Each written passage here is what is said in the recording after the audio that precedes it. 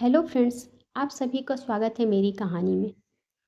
प्रियांशु ने सुमन को झील के किनारे मिलने के लिए बुलाया था। उसने सोच लिया था, आज कुछ भी हो मैं उसे सच्चाई बताकर रहूँगा। आइए जानते हैं क्या बताना चाहता था प्रियांशु सुमन को। तुमने कमल के पत्तों पर गिरी ओस देखी है कभी? अच्छी लगती है? कितनी, है ना? प्रियांशु ने पूछा। नहीं, कभी देखी नहीं, क्योंकि वह गिरती भी है तो तुरंत फिसल जाती है। कमल के पत्तों पर कभी ठहरती नहीं है। पानी की बूंदें तुरंत फिसल जाती हैं उन पर से। जानती हूँ, हर चीज़ क्षणभंगुर होती है, लेकिन कमल उन ओस की बूंदों को अपने ऊपर कुछ पल के लिए ठहरने से कभी नहीं रोकता। हर बात विश्वास और उम्मीद से जुड़ी होती है। इसीलिए प्रकृति हो या नियति, उससे जुड़ी किसी भी बात पर फिलॉसफर बनने की ज़रूरत नहीं होती। सुमन ने अल्हड़ता से पानी की कुछ बूंदें उस पर उछालते हुए कहा। दोनों उस समय एक झील के किनारे बैठे हुए थे। पर पूछा क्यों? जानते तो हो कि मैं तुम्हारी तरह बेकार की उलझनों में खुद को फंसाने में यकीन नहीं रखती हूँ। यूं ही मन में ख्याल आया कि जिंदगी भी कभी कभी बेवजह हाथ से फिसलती जाती है। जिंदगी के कितने पन्ने कोरे रह जाते हैं और उन्हें भरने की अक्सर या तो फुर्सत नहीं मिलती या मौका। आज तुम कुछ अजीब बातें नहीं कर रहे हो? सुमन ने वहीं पड़े एक पत्ते से खेलते हुए कहा। नरम पत्ते की छुओं से उसे महसूस हुआ मानो प्रियांशु ने उसका हाथ थामा हुआ है। उसने पत्ता फेंककर प्रियांशु के हाथ में अपना हाथ फंसा दिया। यह तो मानना पड़ेगा कि तुम्हारे हाथ लड़कियों से भी ज़्यादा कोमल हैं। सुमन ने उसके कंधे पर सिर टिका दिया। शाम उतर रही थी और धीरे धीरे झील के पानी में डूबते सूरज की रोशनी खुद को समाती जा रही थी। फिर पूरी तरह से विलीन हो गई, जैसे रोशनी जलमग्न होना चाहती हो। मैं तुमसे बहुत प्यार करती हूँ, इतना कि तुम मुझे मेरे भीतर समाये लगते हो। सुमन की आंखें बंद थी उस समय। मैं जानता हूँ, प्रियांशु ने कहा। तो सुमन उसके कंधे से सिर हटाकर आंखें खोल उसे एकटक देखने लगी। उम्मीद कर रही थी कि प्रियांशु भी कहेगा कि वह भी उससे बहुत प्यार करता है। हालांकि यह बचकानी बात है, लेकिन कभी कभी सुनना अच्छा लगता है। लेकिन प्रियांशु चुप रहा, बस उसकी आंखों में झांकता रहा, जिनमें प्यार का अथाह सागर बह रहा था। तुम कुछ नहीं कहोगे? पूछ ही लिया सुमन ने। प्रियांशु को पता है कि वह बहुत चुलबुली है। जो मन में आता है उसे तुरंत कह देती है। उसकी अल्हड़ता, उसकी मासूमियत उसकी चाहतों में रंग भरती है। लेकिन वह कैसे बताए कि उसकी जिंदगी के पन्नों में वह उसका नाम नहीं लिख पाएगा? कैसे कहे कि जिंदगी उसके बस में नहीं है? वह तो रेत हो गई है और उसकी मुट्ठी से फिसल रही है। कब उसकी मुट्ठी खाली हो जाएगी, वह समय के सिवा कोई नहीं जानता। वह तो बस सिर्फ अनुमान लगा सकता है, चिकित्सा की शब्दावली के अनुसार। वह भी कहाँ जानता था कि कभी ऐसा भी होगा, वरना क्या सुमन को सतरंगी सपने देखने से रोक नहीं लेता? उसके साथ इंद्रधनुष के एक एक रंग को मन के आकाश पर पूरी शिद्दत से बिखरने से रुक नहीं जाता? सुमन को कैसे बताए? वह तो पूरी तरह से टूट जाएगी। सच बता नहीं सकता तो क्या झूठ का सहारा ले? उसके दिल में अपने प्रति नफरत और कड़वाहट घोलकर क्या उसे बिखरने से बचा सकता है? लेकिन वह सुमन के प्यार से डरता है। वह नहीं करेगी विश्वास उसके झूठ पर। एक कोशिश तो करके देख ही सकता है, और देर करनी भी नहीं चाहिए। तो अभी ही सही। क्या सोच रहे हो? सुमन ने उसकी सोच पर जैसे कंकरी उछाली। कुछ बताना है मुझे। बताने के लिए इतना गंभीर चेहरा बनाने की जरूरत नहीं।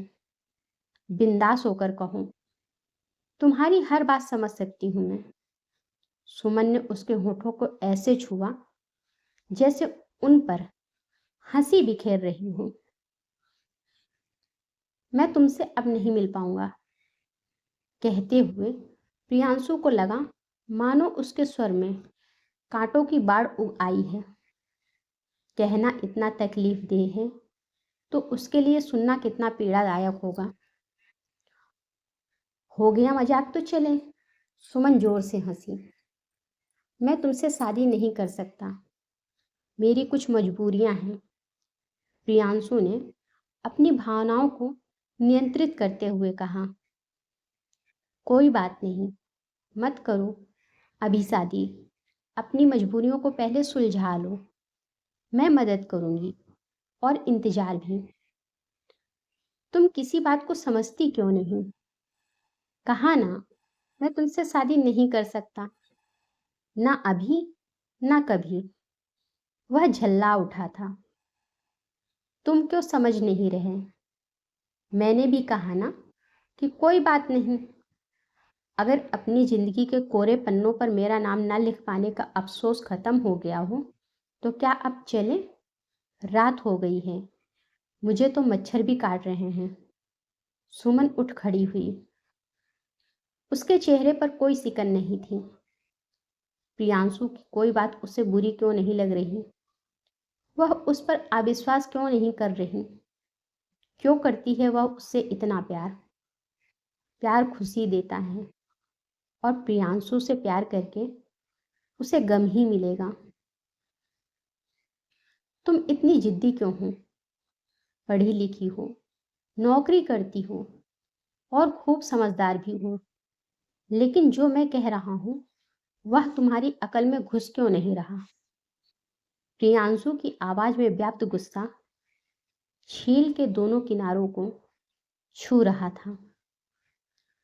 रात होने की वजह से अब वहां कोई नहीं था सिवाय आकाश में टिमटिमाते कुछ तारों और पत्तों पर रोशनी की लकीर खींचते जुगनुओं के। सोडियम लाइट्स चारों ओर जल चुकी थी। अंधेरा था तो केवल प्रियांशु के भीतर। पर क्या सुमन वहां अंधेरा रहने दे सकती है? क्या उसके भीतर? मैं सब जानती हूँ। प्रियांशु, अचानक सुमन ने आसपास फैली नीरवता को भंग किया। तुम्हें क्या लगता है तुम में आने वाले बदलाव से मैं अनजान थी? मुझसे छिपकर अस्पताल जाना, वहां एडमिट होना बहुत पहले ही जान गई थी और अस्पताल जाकर तुम्हारे डॉक्टर से मिलकर सब पता लगा लिया था। फिर भी प्रियांशु चौंका। कदम लड़खड़ाए तो उसके पांव की ठोकर खाकर एक पत्थर पानी में गिरा और छपाक की आवाज आई। लहरें उठी वहां भी और उसके भीतर भी। सुमन ने तुरंत उसका हाथ पकड़ लिया। फिर भी क्या? प्यार करती हूँ, साथ निभाऊंगी, तुम्हारी रहूंगी हमेशा। तुम रहो या ना रहो, लेकिन जान लो तुम्हारी जिंदगी के किसी पन्ने को कोरा नहीं रहने दूंगी। हर लाइन पर अपना नाम लिखूंगी। रेत की तरह फिसलती तुम्हारी जिंदगी को जब तक हो सकेगा थामे रखूंगी। अब इसके बाद दार्शनिक बन मेरे सामने गंभीर चेहरा मत बनाना। मैं तुम्हारे होठों पर हमेशा मुस्कान देखना चाहती हूँ। तुम हंसते हुए बहुत अच्छे लगते हो। सुमन उससे लिपट गई थी। उसके स्वर के कंपन और आंखों की नमी वह देख पा रहा था, लेकिन वह उसके बहते आंसुओं को रोकने के लिए अपना हाथ आगे आगे बढ़ाता उससे पहले ही सुमन ने उसके हाथों को कसकर थाम लिया और उसकी हथेली को गुदगुदाते हुए बोली, मुझे कोई फर्क नहीं पड़ता कि कमल के पत्ते पर ओस टिके या फिसले या रेत की तरह जिंदगी तुम्हारे हाथों की पकड़ से छूटने लगे। मेरे प्यार को ओस की बूंद मत समझना, वह तो विशाल सागर है। चाहे जितनी बूंदें उसमें से निकल जाएं, वह कभी रिक्त नहीं होगा। तुम्हारी जिंदगी के कुछ महीने शेष हैं, यह भी जानती हूँ, पर मेरा प्यार हमेशा रहेगा तुम्हारे लिए। तुम्हारे साथ बड़े आए थे, मजबूरियां गिनाकर शादी न करने वाले। कल ही फेरे लूंगी तुम्हारे साथ। प्रियांशु कुछ कहने ही वाला था कि वह फिर बोली, बस बहुत हुआ। मुझे इतनी गंभीर बातें करने की आदत नहीं है। थकान हो गई है, अब चलें? प्रियांशु उसके साथ कदम मिलाता चल रहा था या उसके प्यार को जी रहा था, समझ नहीं पा रहा था। सचमुच बहुत जिद्दी हो तुम, वह बोला तो सुमन ने एक मीठी मुस्कान के साथ उसे देखा। अगले दिन मंदिर में दोनों ने शादी रचा ली। अब जितने भी पल बचे हैं, प्रियांशु और सुमन हमेशा के लिए साथ हैं। सच्चा प्यार कभी नहीं मरता, वो तो अमर होता है। अगर आपको कहानी अच्छी लगी हो तो लाइक करें और मेरे चैनल को सब्सक्राइब करें। धन्यवाद।